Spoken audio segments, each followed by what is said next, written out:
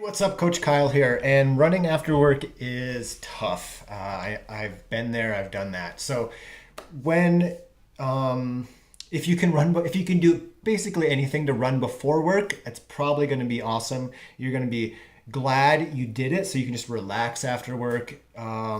You're probably going to feel a little better for the first half of the day. You're just going to feel more rejuvenated than you would if you just slept in. Um, but if you're asking how to get motivation to run after work, I'm assuming you just can't run in the morning before work for whatever reason. Maybe you start work at like 4 in the morning. I don't know. But in general, with motivation issues, the number one thing I recommend is think about how you're going to feel, 30 minutes, an hour later, if you run or if you don't run. You're tweeting about your frustration with not running. So hold on to that frustration. Think about it when you're considering, should I run, should I not run? Do you want to be really proud of yourself and glad you went out for a run in an hour, or do you want to be disappointed in an hour the next day that you didn't go out and run? So you got to have empathy with your future self. Your future self will almost always be proud, happy, in a better mood, glad that you went out for a run, if you go out for a run. And remember that the first, before you run and right at the beginning, there's a lot of activation energy required to get running. But once you get over that activation energy, you'll almost be glad you did every single time. So hold on to that. And if you need some extra accountability, motivation, invest in a coach. And I'm going to get on you. I'm going to motivate you. I'm going to hold you accountable in that training. If that's what you need, then that's an option as well. Okay, so so I'm starting. Hi, Coach Kyle here. And recently I started working with a lady who she's been following a training schedule towards a goal race. And so I'm starting to work with her as a coach, but she's staying with the schedule the pre-written schedule she had, and I'm just kind of guiding her along through it towards the race, and then we'll, jump on after that with more personalized coaching. But half a week into me just kind of monitoring her training and seeing how she goes about it, she had a little calf niggle come up. So basically, and the race is in a few weeks. So I basically told her, you need to rest. All the training is done. The absolute worst thing you can do now is push it a little too hard and get a full-blown injury. It's better to go into the event 10% undertrained versus 1% injured. But if you try to push it a little bit too much, you might be 100% injured, and you might not even finish or even go to the race. So it's always better to be healthy and a tiny bit undertrained. So rest. I wouldn't really stretch it, because if you sprained or tweaked somehow the soft tissue of the muscle, stretching it's not really the best thing for it. But compression can be nice to get that blood flowing. Depending on exactly what the issue is, maybe eccentric calf drops. It could be a lot of things. I mean, going to a slightly more rearward foot strike could load the calf a little less. So there's a lot that goes into it. But without knowing the specifics, one thing I can recommend is rest, take it easy, don't push it. If the race is close by, go to the event, start it, see how it goes. Maybe you finish it, maybe you DNF, but at least you went. Hey, what's up? Coach Kyle here. And so let's see. Tough situation.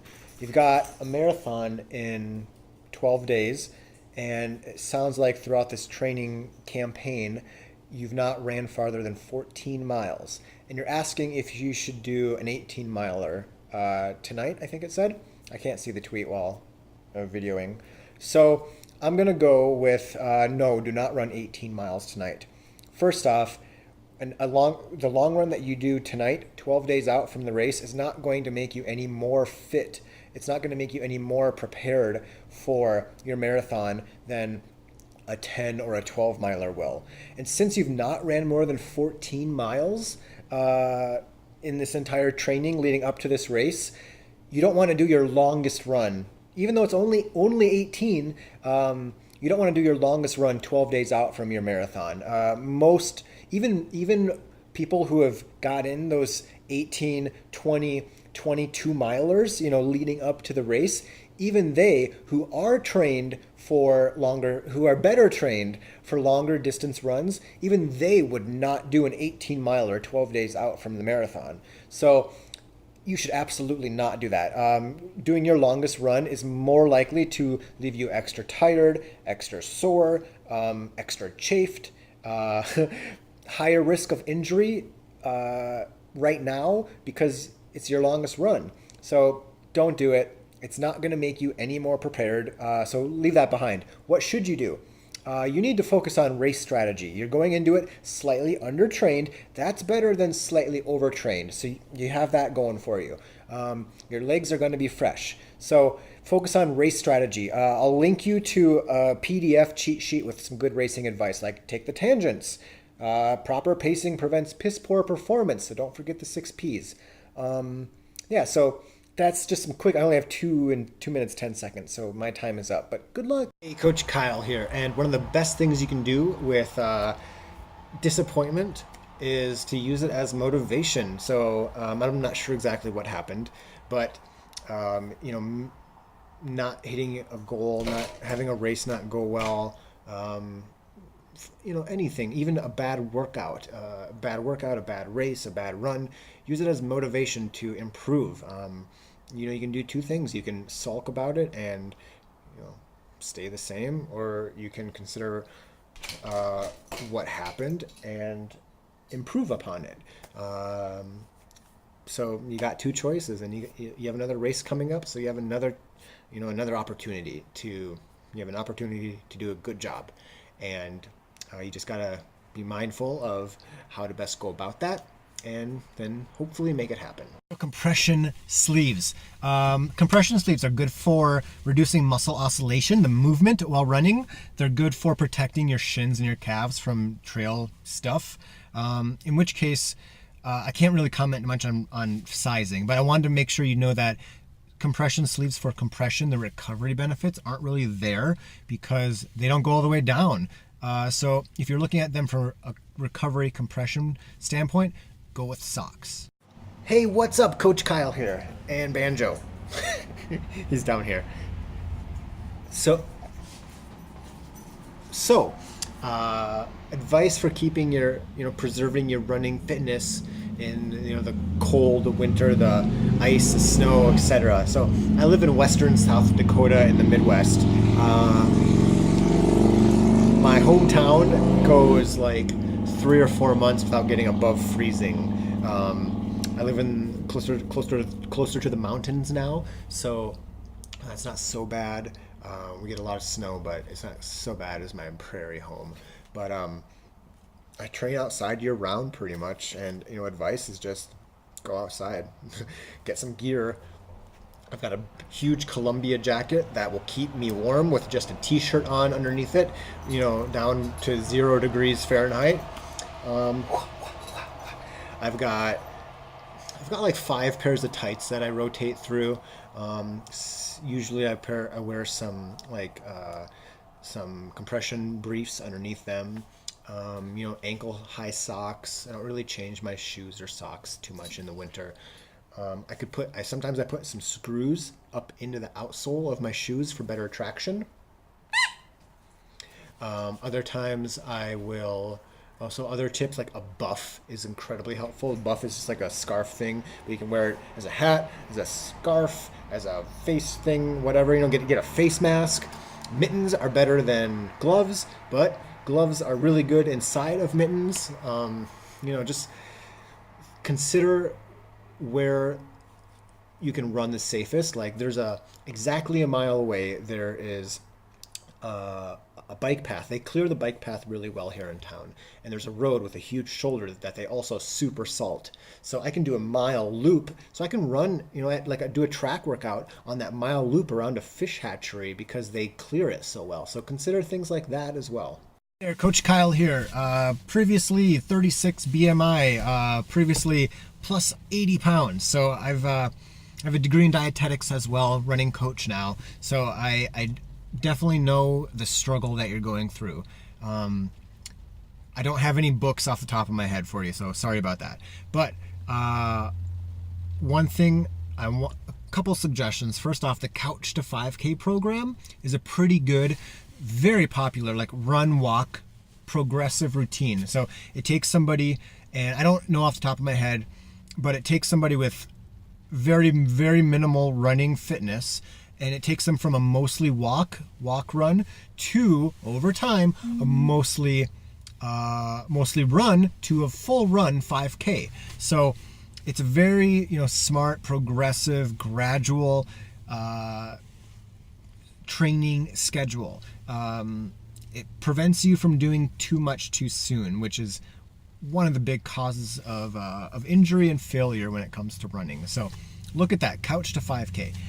Something else I would consider is that I've talked to people in the past about this, but like that the stigma of being overweight is real. It's not something to take lightly, but I feel like often people who are overweight, the stigma, they think other people feel you're your own worst critic, even if you think you're redirecting that thought to other people. So what I'm trying to say is, you might think people think less of you, think less of you than they actually do. So I don't know, does that make sense? Like, you think people think you're worse than they think you are. Most people probably don't care what you look like. They're probably like, hell yeah, look at that runner. They think you're far worse than you actually are. So just go and do it. Hey, Haley, Coach Kyle here. So ultra marathon 50K training schedule. So the Hal Higdon one, if we're looking at the same one, it's a good schedule. Hal Higdon's plans work for thousands of people every year. They're good plans. If they're in plans, this is true for all pre-written plans. They're good for you if they're good for you, which means if they're appropriate volume, appropriate duration. I don't think this ultra marathon plan of his has any actual workouts, so they don't have any quality sessions. It's just running and long runs. So if that's appropriate for you, then super. But for me, that would not be appropriate. So in general, you can really almost take any marathon schedule and it would do pretty well for a 50K. Now, take into consideration that most pre-written marathon schedules are written assuming you're going to run 26.2 miles at best effort, probably on the road, probably on a flattish route. Whereas when you cross that distance line to an ultra, chances are you might do them on a trail. Chances are you might do them on a really hard course. So that's something to consider as well. So I mean, it depends on the course, depends on your past training, which I know nothing about. So if, like I said, if it works for you, it works for you. So think about how the ultra marathon plan that you're looking at fits into your work life education schedule, your comfortable runs per week, your volume per week, etc. If you want something more customized, check out the link. I interview you and I design you a long-term training schedule. Maybe that's something that would be valuable to you, but if it's not, if Hal Higdon works, then it works, and that's super. Hey, Coach Kyle here, and yeah, I totally rotate shoes. I have so many shoes, and I've long run shoes. I have easy run shoes. I go with real minimal shoes for short, easy runs. I go with something like these Kinvaras here for long tempo track workouts. I have a super cushy pair of Nikes for when my legs just are really tired. And I have some in between pairs as well. But I think shoe rotation keeps the variety high, so your feet don't get too accustomed to one pair. So it makes switching pairs easier. I think it's a big part of why I can run, 1,000, 1,500 miles in individual pairs of shoes. I think it's why I've very rarely had any injuries over the years. I credit a lot of that to having a good, constant, steady shoe rotation. So you just bought a foam roller. Are they beneficial? Are they not beneficial? I really don't know. In my experience, I've gone long periods with dedicated, good foam roller, habitual foam rolling, and I haven't foam rolled in a few years now habitually, and I've experienced no problems whatsoever. I think many people, they like to brag about how much the foam roller hurts.